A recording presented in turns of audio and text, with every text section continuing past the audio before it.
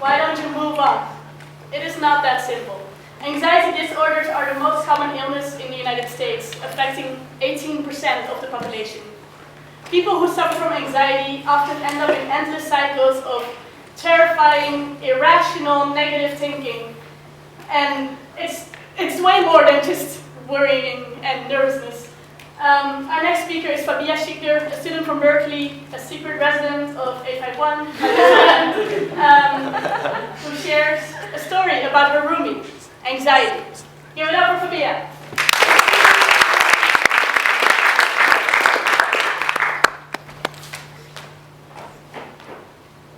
When I told my two closest friends that I couldn't order McDonald's for us on a Sunday evening, simply because my social anxiety wouldn't let me, they both gave me a face which shone the words, "You're stupid," in bright neon iridescent letters. Yeah, I'm stupid. Hell, I am incredibly stupid. I am the quintessential protagonist of Radiohead's Creep.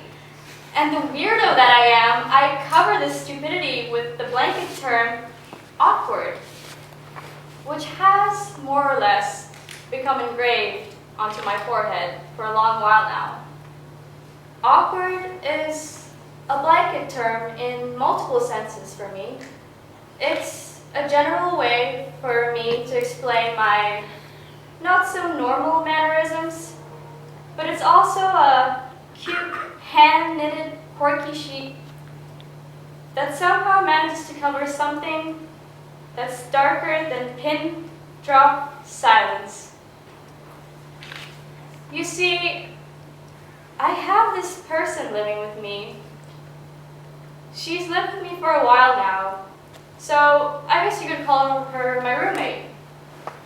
But she's not exactly the roommate in the conventional sense. She is the lock to the key in my house. She is the shadows I see in the mirror, but not when I turn to the walls behind me. She is the knives scattered across the floor, and if I don't watch my step too closely, I might just find myself oozing with blood. She is my good old friendly roomie, anxiety. Now I gotta say,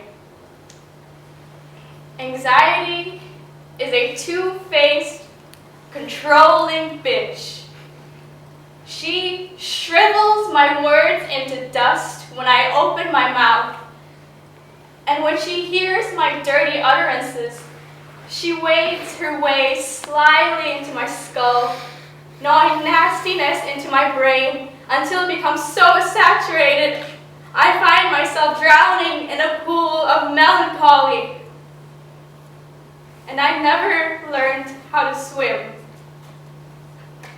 Anxiety ties a plastic bag forcibly onto my head on the regular. The more I struggle to remove it, the more I asphyxiate myself. And as I choke, I hear her foul laughter through the suffocation of my own breath. And she's everywhere. An omnipresent soul, she exists in every single corner of my mind. When I try to express myself to others, much like I'm doing now, she is the fog in the windows as I drive my car on a rainy night. My thoughts are diluted, and my soul is about to jump off a jagged cliff without even being able to see its own death. When I'm alone, she turns my loneliness into an abysmal darkness. I'm blinded by a black hole, where silence feels louder than shrills, and I go insane when I see pictures of the girls that he's been with since we parted. She peels my skin, inch by inch, clockwise, but never counter. She scratches the surface of my heart, and the sound that accompanies is like hearing fingernails on blackboards on loop. Over and over and over again, screeches, tears, and choking over again. They're all so loud. Yet he, my lover, he's blissfully unaware of it. Much like my McDonald's friends, they're all oblivious. Oblivious to the fact that I carry crushing weights on my back every day. They're invisible to everyone else but me. Incredibly stupid me. They call me awkward, sometimes sad, with a hint of shy. The truth is, I have never hated 3 words in the English dictionary more than those 3. They are an astoundingly idiotic cover for a disgusting, manipulative brew, otherwise known as anxiety, which, when paired with depression, can be quite the concoction. Now, my words might appear graphic to some, perhaps romanticized, but I assure you that I have not exaggerated my sentiments in any manner whatsoever. Anxiety is a real and living condition that affects a plethora of individuals on a day-to-day basis, yet somehow we manage to dilute its malice with simple-minded terms such as stressed or awkward or shy.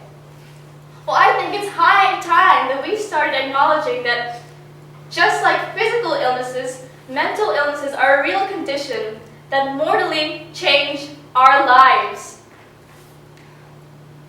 My name is Fabiha Shikder, and I suffer from both anxiety and depression. But this does not make me the socially awkward archetype from some hipster worn-away book that you bought at a used bookstore. I am a human being. Acknowledge my illnesses, but do not belittle me nor patronize me. I am not some weak, docile victim for you to feel sorry for. Au contraire. Pardon my language here, but I am the strong